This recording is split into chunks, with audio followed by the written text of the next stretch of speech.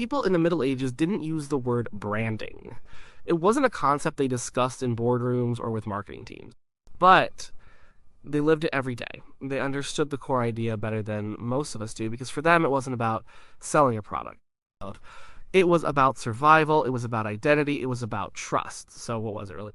Medieval branding was a system of visual cues and reputation that told you who someone was, what they did, and whether you could trust them.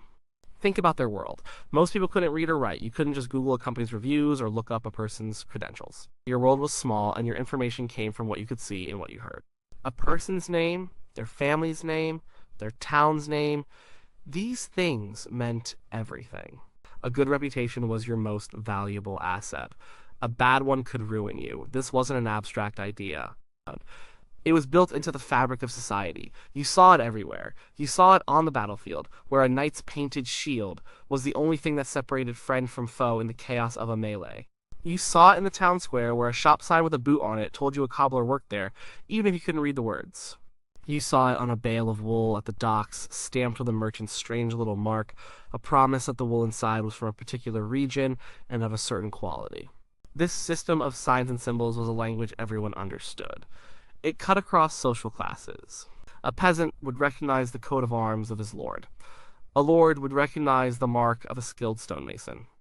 A traveling merchant would recognize the symbols of different trade guilds in a new city.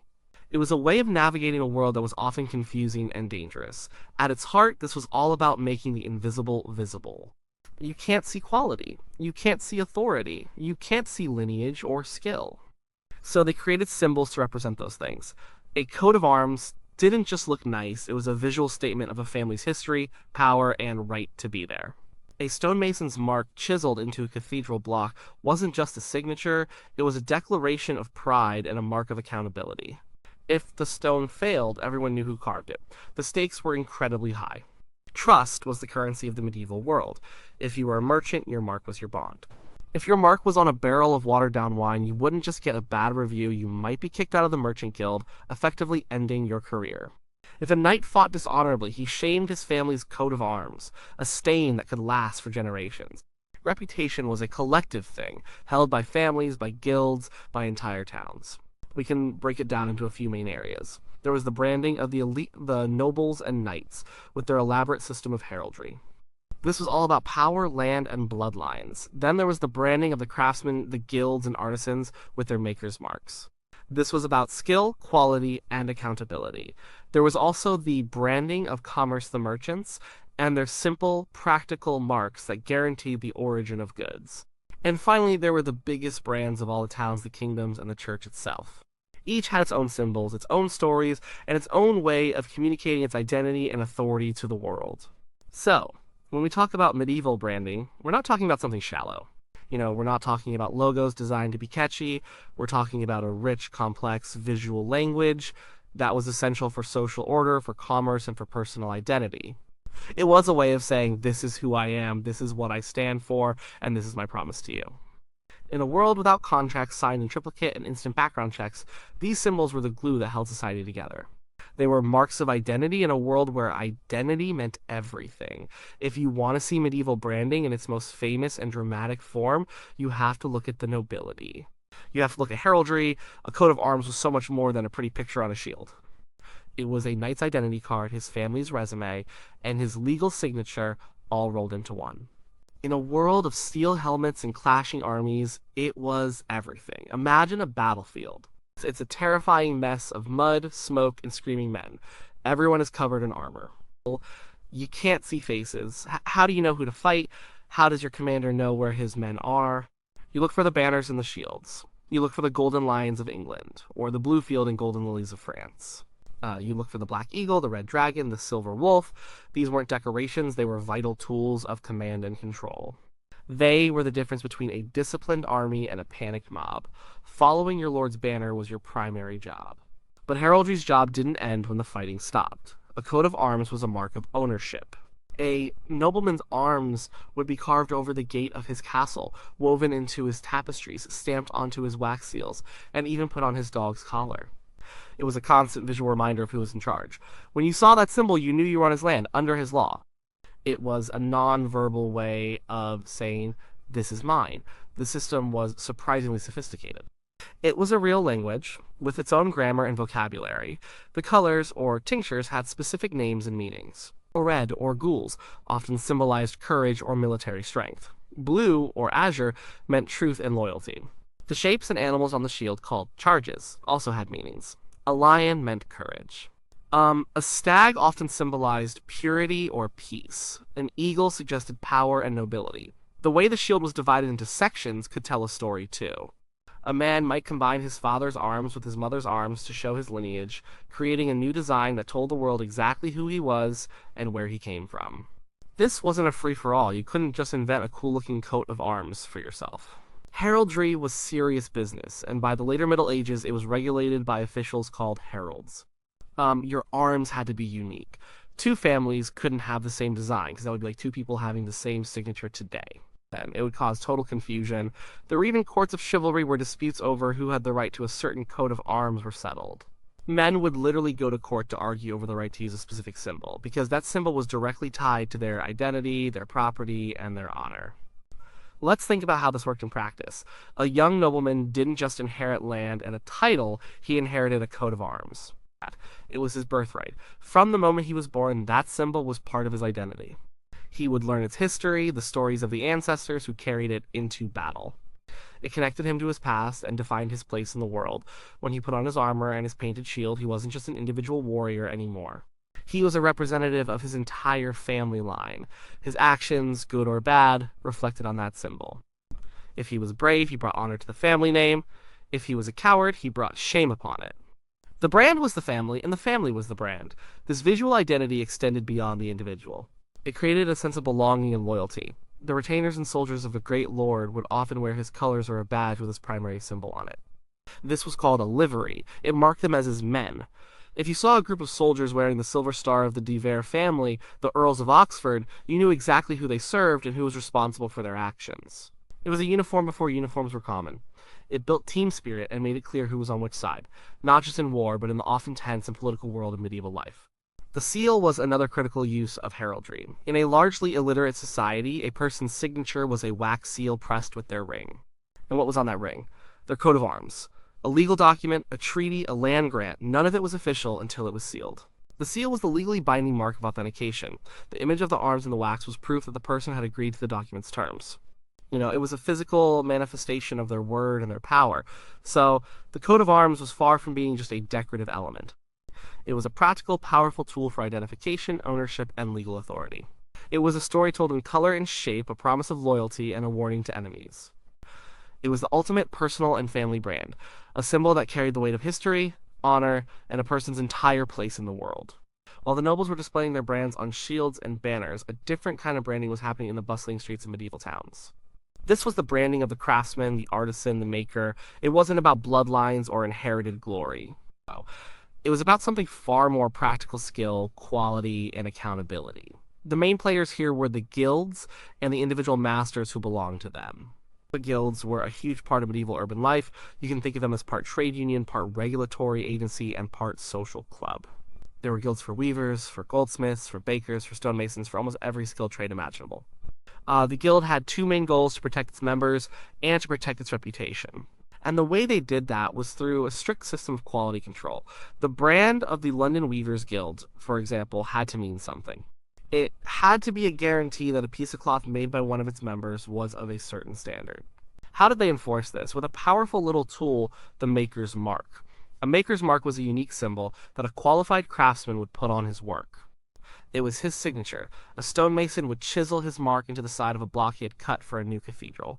A silversmith would punch his tiny, distinct mark into the bottom of a cup. A baker might have a specific stamp he would press into the top of his loaves. A printer, once printing was invented, would have a device or logo on the title page of his books.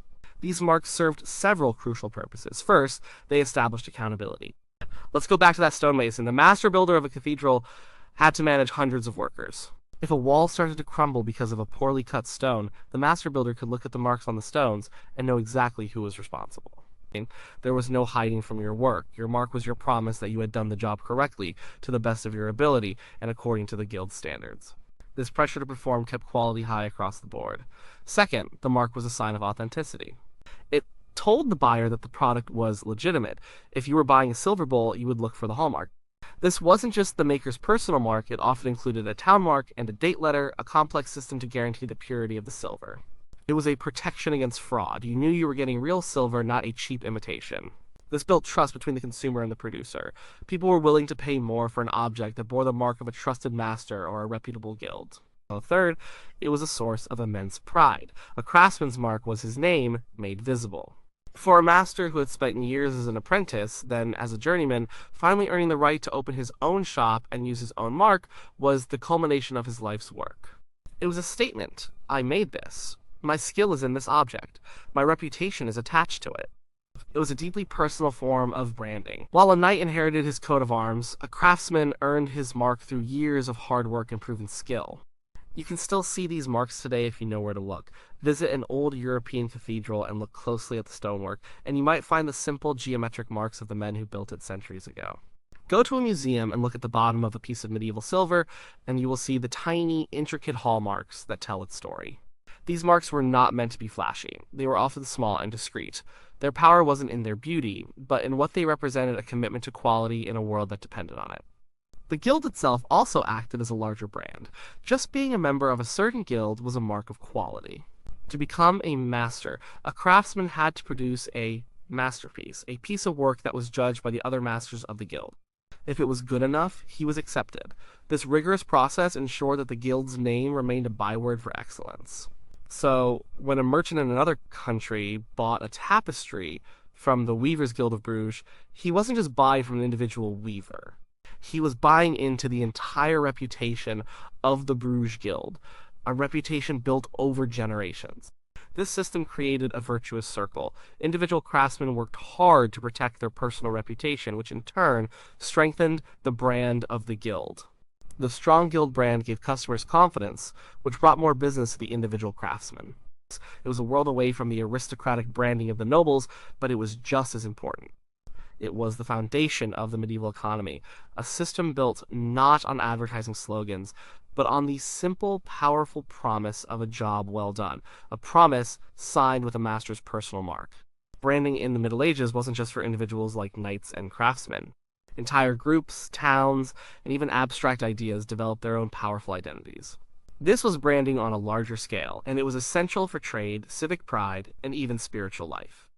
It was about creating a collective reputation that people could trust. Let's start with merchants. A medieval merchant's life was built on risk. He was sending goods over long, dangerous distances. He might ship a cargo of English wool to Flanders, sell it, buy Flemish cloth, ship that to Italy, and trade it for spices to bring back home. In this whole chain, he might never meet the people he was buying from or selling to. So, how was trust established through merchants' marks? A merchant's mark was a simple abstract symbol, simpler than a coat of arms and more like a modern logo. A merchant would have his mark stamped onto his barrels, his crates, and his bales of wool. It was a sign of ownership, but it was more than that. It was his business's identity. When a bale of wool arrived in Bruges with the mark of a well-known English wool merchant, the buyer knew he could trust the quality. That mark was the merchant's reputation made visible. If he ever cheated a customer, word would spread, and his mark would become a symbol of deceit, ruining his business. These marks were so important that merchants would register them with town authorities to prevent forgery. It was a system of long-distance trust, essential for the growth of international trade. Sometimes entire leagues of merchants would brand themselves together. The Hanseatic League, a powerful confederation of merchant guilds and their market towns in Northern Europe, was a kind of super brand. If a ship flew the Hanseatic flag, or if a product came from a Hanseatic city like Lübeck or Hamburg, it came with a promise of quality, reliability, and the backing of immense economic and even military power. The League built its brand on strict rules and mutual support, and for centuries their name was synonymous with trustworthy trade.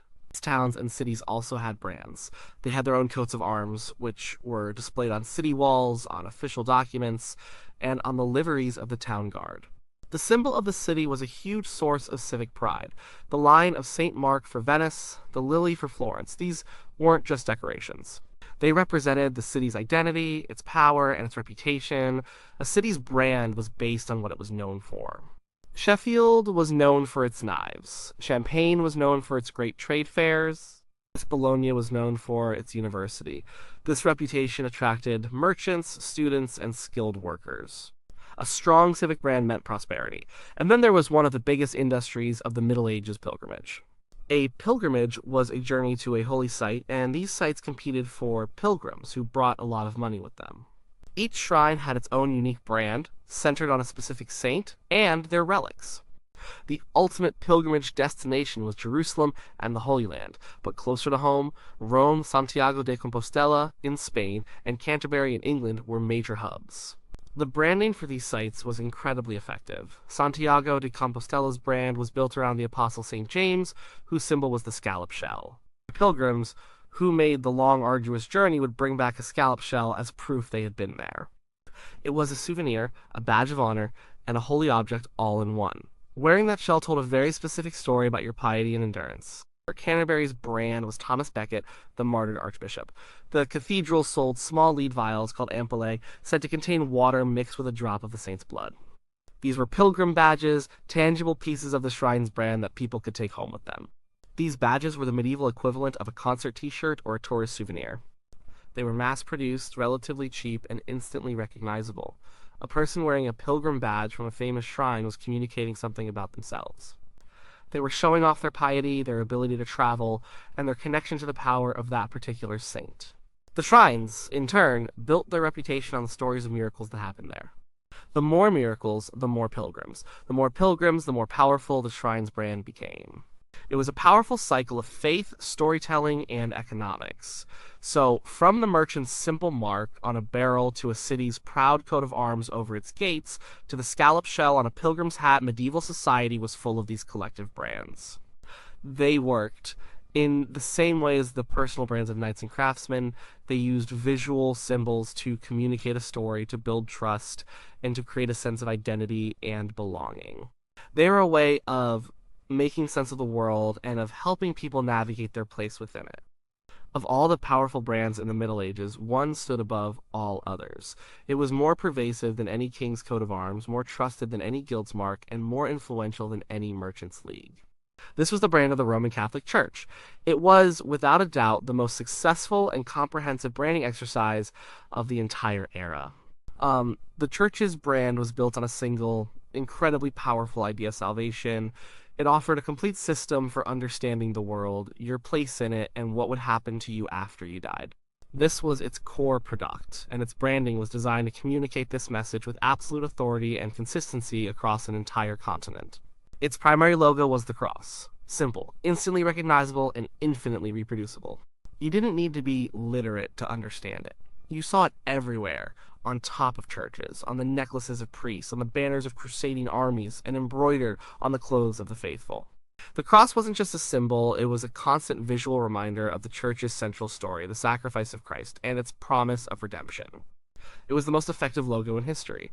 The retail outlets for this brand were the churches and cathedrals themselves. These buildings were masterpieces of branding. A Gothic cathedral, for example, was designed to be an overwhelming sensory experience. The soaring height drew your eyes to the heavens. The vast, open space made you feel small and humbled before the power of God. The stained glass windows, which were like giant, glowing comic books for an illiterate population, told the stories of the Bible and the lives of the saints. The sound of the choir and the organ, the smell of incense, the sight of the priests in their elaborate vestments, it was all part of a carefully orchestrated brand experience designed to inspire awe and reinforce the church's message. And this experience was remarkably consistent. The Latin Mass was the same whether you were in a small village in England or a grand cathedral in Italy. This created a powerful sense of unity and universality. The church also had its sub-brands in the form of saints. Each saint was associated with a particular area of life and had their own story and iconography. Saint Christopher was the patron saint of travelers. Saint Apollonia protected against toothaches. Saint Crispin was the patron of shoemakers. People developed personal relationships with these saints, praying to them for help. Each saint had recognizable attributes, their own visual identifiers. Saint Peter had his keys, Saint Catherine had her wheel, Saint Lawrence had his gridiron. This made them easy to identify in paintings, statues, and stained glass.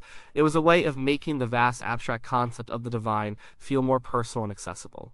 The church's employees, the clergy, had a strict uniform that clearly communicated their role and rank. From the simple brown robes of a Franciscan friar to the magnificent vestments of a bishop, you could tell a person's position within the hierarchy just by looking at them. This visual consistency reinforced the church's structure and authority. The Pope, at the very top, had his own powerful branding, the cross keys of St. Peter, the triple tiara, and the papal seal, which authenticated documents with the weight of God's representative on earth.